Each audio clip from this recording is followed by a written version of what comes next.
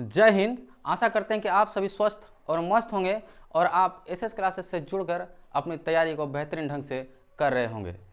आपके साथ SS classes जुड़ चुका है तो आप भी एसएस क्लासेस के साथ जुड़ जाइए, क्योंकि एसएस क्लासेस ने ठाना है आपको कामयाब बनाना है।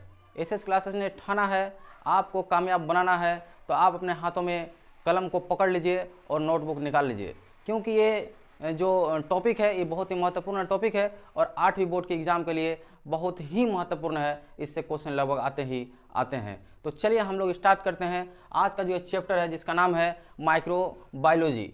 माइक्रोबायोलॉजी, इसमें हम लोग क्या करते हैं, माइक्रोब्स के बारे में अध्ययन करते हैं, सूक्ष्म जीवों के बारे में अध्ययन करते हैं। पिछले दिनों हम लोगों ने सूक्ष्म जीवों के बारे में थोड़ा बहुत देखा था, आज हम लोग इसके बारे में आगे और विस्तृत रूप से इसका अध्ययन करते हैं।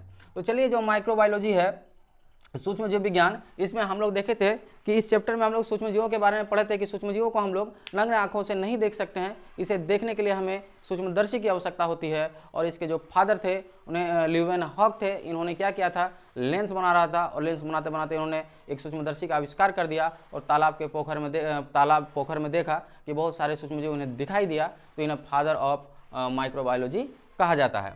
आज हम लोगों ने जानने का प्रयास करेंगे कि सूक्ष्मजीव हमारे मित्र हैं या फिर हमारे दुश्मन है, सूक्ष्मजीव हमारे दोस्त हैं या फिर हमारे दुश्मन है, सूक्ष्मजीव हमारे लिए लाभदायक है या फिर सूक्ष्मजीव हमारे लिए हानिकारक है। क्योंकि सूक्ष्मजीव सभी जगह पाए जाते हैं, तो उसके बारे में हम लोग आज देखने का प्रयास करेंगे कि सूक्ष्मजीव हमारे मित्र हैं, हमारे दोस्त हैं, हमारे फ्रेंड्स हैं। तो कैसे हमारे फ्रेंड्स हैं, कैसे हमारे दोस्त हैं, कैसे हमारे मित्र हैं, कैसे हमारे सखा हैं। तो चलिए हम लोग जानने का प्रयास करते हैं। तो सबसे पहले हम लोग देखते हैं कि जो सूक्ष्मजीव हैं इसका उपयोग जो है, सूक्ष्मजीवों का उपयोग वाणिज्यिक उपयोग किया जाता है। सूक्ष्मजीव का जो है वाणिज्यिक उपयोग किया जाता है, मैंने बहुत बड़े पैमाने पर सूक्ष्मजीवों का वाणिज्यिक रूप से उपयोग किया जाता है। जैसे एल्कोहल बनाने के लिए, शराब बनाने के लिए। देखिए, ये जो है शराब है हमारे स्वास्थ्य के लिए हानिकारक है, इसलिए इसका सेवन ना करें। तो देखिए, अल्कोहल, शराब, एसिटिक अम्ल और दही, ब्रेड, इन सबों के निर्माण में सूक्ष्मजीवों का जो है बृहद पैमाने पर उपयोग किया जाता है। जैसे ईस्ट क्या काम करता है, तो जितने भी मतलब चावल, आपका चावल, गेहूं और भी अन्य खाद्य पदार्थ, इनका किण्वन विधि से इनको जो है इन सभी में इनका मतलब रूपांतरण किया जाता है और इनका निर्माण किया जाता है। जैसे आप दही देखे होंगे, दही में लैक्टोबैसिलस नामक जीवाणु पाया जाता है। ये जीवाणु क्या करता है, दूध को दही में बदल देता है। आप देखे होंगे कि घर में जब दूध लेते हैं तो उसको गर्म करते हैं और गर्म करने के बाद उसमें हम थोड़ा सा बाजार से मतलब कि दही खरीद के लाते हैं और उसको डाल देते हैं, तो ये जोड़न का काम करता है। इसका मतलब कि लैक्टोबैसिलस जीवाणु बहुत तीव्र गति से अपना वृद्धि करता है और दूध को दही में जमा देता है। आजकल बाजार में क्या होता है, ईस्ट मौजूद हैं। घर में अगर दही जमाना है तो ईस्ट आप लेकर आइए और थोड़ा सा उसमें दूध में डाल दीजिए, दूध क्या होगा, दही में परिवर्तित हो जाएगा। ब्रेड बनाने में भी ईस्ट का उपयोग किया जाता है। रोटी को, ब्रेड को फुलाने के लिए ईस्ट का उपयोग किया जाता है। आप भट्टी में देखे होंगे कि ईस्ट का उपयोग जो है पावरोटी, ब्रेड, ये सब बनाने के लिए किया जाता है। देखते हैं हम लोग सूक्ष्मजीवों का औषधि निर्माण। औषधि के निर्माण में भी सूक्ष्मजीवों का बहुत बड़ा योगदान है।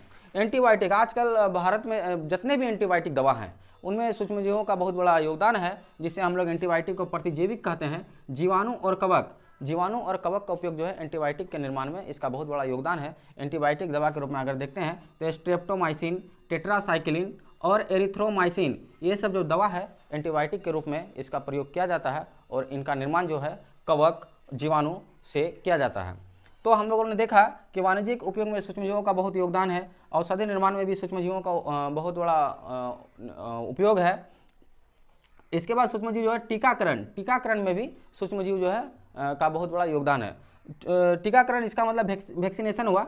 वैक्सीनेशन क्या है या टीकाकरण क्या है, तो सूक्ष्मजीवों से उत्पन्न रोगों से हमेशा लड़ने के लिए तैयार रहने हेतु शरीर में मृत सूक्ष्मजीव प्रवेश कराए जाते हैं। इसका मतलब हुआ कि अगर हमारा शरीर है और हमारे शरीर में कोई भी सूक्ष्मजीव अटैक करता है तो उससे लड़ने के लिए पहले से तैयार रहने के लिए शरीर के अंदर जो है मृत सूक्ष्मजीव को टीकाकरण के माध्यम से डाला जाता है। अभी आपने देखा होगा कि भारत में सबसे बड़ा टीकाकरण अभियान, जब देश में कोरोना महामारी आया तो उससे बचने के लिए सरकार के द्वारा कि निःशुल्क टीकाकरण अभियान चलाया गया और लगभग सभी लोगों को इसका फायदा भी हुआ और कोरोना जो वायरस था उसका मृत रूप में शरीर के अंदर डाला गया, ताकि भविष्य में अगर कोरोना वायरस अटैक करे तो ये कोरोना वायरस शरीर को पहले से ही लड़ने के लिए तैयार रख सके।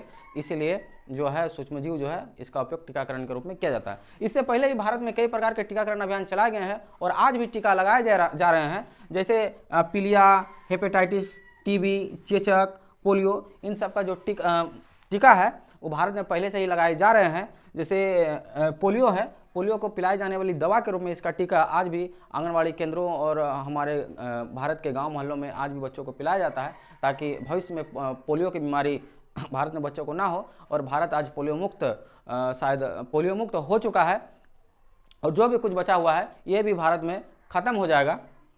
पोलियो मुक्त भारत हमारा हो जाएगा। एक समय था कि भारत के वैज्ञानिकों को विदेश में मजाक उड़ाया गया था कि आप पोलियो से भारत को मुक्त नहीं कर सकते हैं, लेकिन भारत ने ठाना और पोलियो मुक्त भारत को कर दिया।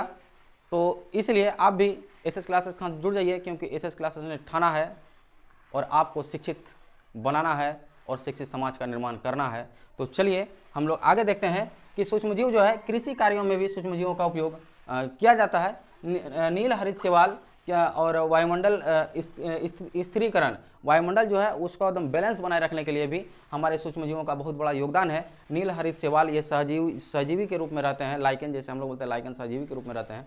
और नाइट्रोजन स्थिरीकरण, जितना भी पौधे हैं, दलहनी वाला पौधे या लेग्यूम पौधे, उनकी जड़ों में क्या होता है, नाइट्रोजन जो है, नाइट्रोजन के ये लोग सीधे उपयोग नहीं कर सकते हैं, उसके जड़ों में राइजोबियम जीवाणु पाए जाते हैं। ये राइजोबियम जीवाणु क्या करता है, नाइट्रोजन को नाइट्रेट में बदलता है और इसका उपयोग पौधे अपना उपयोग के लिए करते हैं। यहाँ पर हम लोगों ने लिखा है नाइट्रोजन स्थिरीकरण।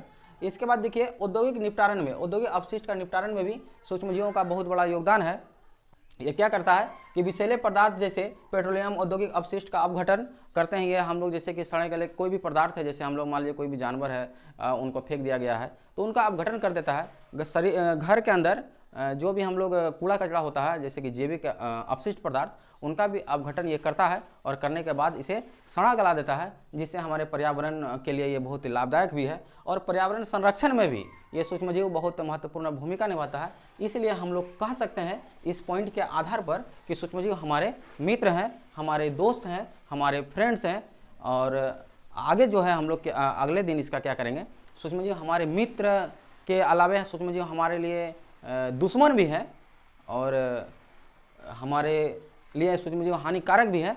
तो कैसे हानिकारक है सूक्ष्मजीव, हमारे कैसे दुश्मन हैं, इनको हम लोग नेक्स्ट दिन जानने का प्रयास करेंगे। तब तक आप हमारे साथ बने रहें, हमारे वीडियो को देखते रहें और हमें अपना स्नेह आशीर्वाद देते रहें, ताकि हम इससे और भी बेहतरीन वीडियो आपके सामने ला सके। तब तक के लिए आप सभी को फिर से एक बार जय हिंद।